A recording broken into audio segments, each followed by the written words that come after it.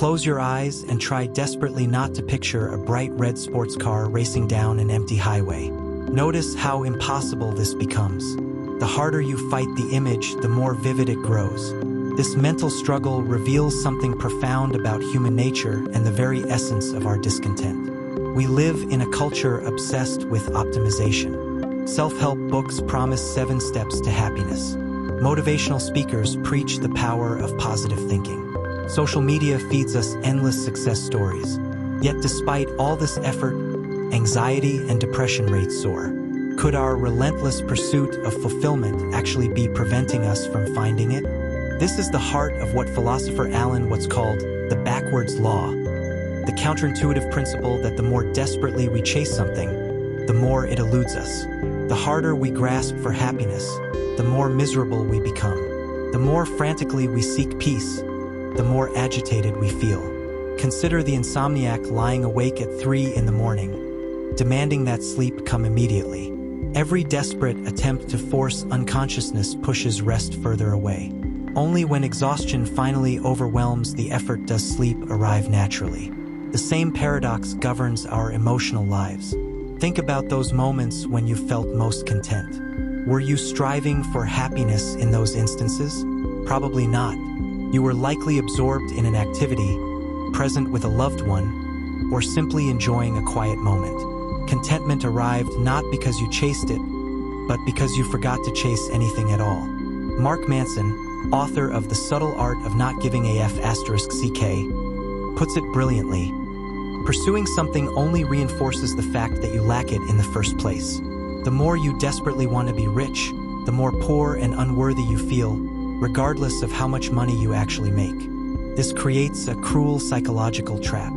Setting ambitious goals doesn't just require enormous effort, it also highlights the vast gap between where we are and where we think we need to be. A person dreaming of becoming a millionaire doesn't just work toward wealth. They also live daily with the reminder of their current inadequacy. Arthur Schopenhauer, the pessimistic German philosopher, diagnosed this condition centuries ago. He argued that humans are driven by what he called the will, an insatiable force that keeps us perpetually wanting more. This will ensures that achieving one desire immediately births another. Get the promotion, now you want the corner office. Buy the dream house, now you need better furniture.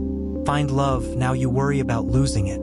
Schopenhauer observed, thus every keen pleasure is an error and an illusion, for no attained wish can give lasting satisfaction.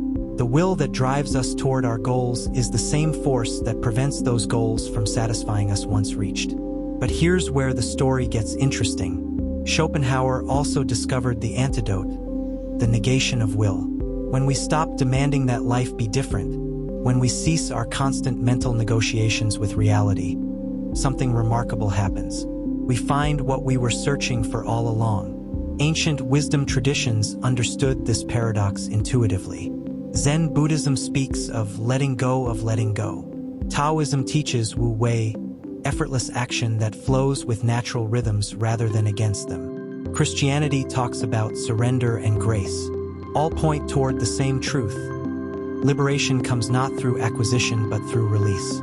Picture a clear mountain pond disturbed by falling leaves and debris.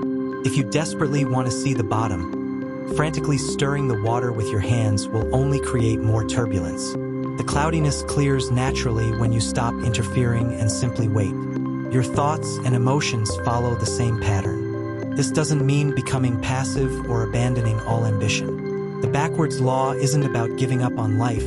It's about giving up on the exhausting belief that happiness comes from somewhere outside ourselves. We can still set goals, make plans, and work toward improvements. The difference lies in our attachment to outcomes. When we stop needing things to be different, we discover they're already perfect as they are. When we quit demanding that people behave according to our expectations, we find deeper connections. When we cease requiring constant entertainment and stimulation, we uncover richness in simple moments. The businessman who releases his desperate need to be wealthy often finds financial success flowing more easily. The single person who stops frantically seeking love becomes more attractive to potential partners. The anxious individual who quits fighting their anxiety discovers it loses its power. Alan Watts captured this beautifully. When you try to stay on the surface of the water, you sink. But when you try to sink, you float. Fighting creates resistance. Acceptance creates flow. Modern neuroscience supports this ancient insight.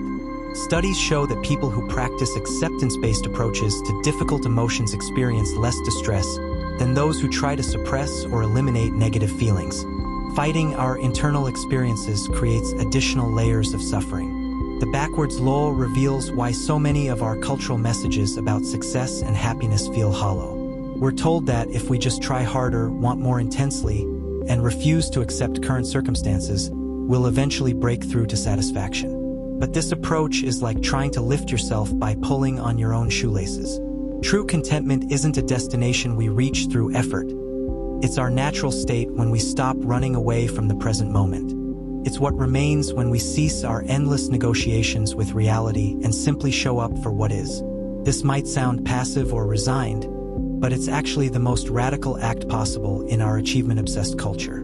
It's the difference between swimming upstream against a powerful current and learning to navigate by working with the water's natural flow. As Alan Watts reminded us, the mystery of life is not a problem to be solved, but a reality to be experienced.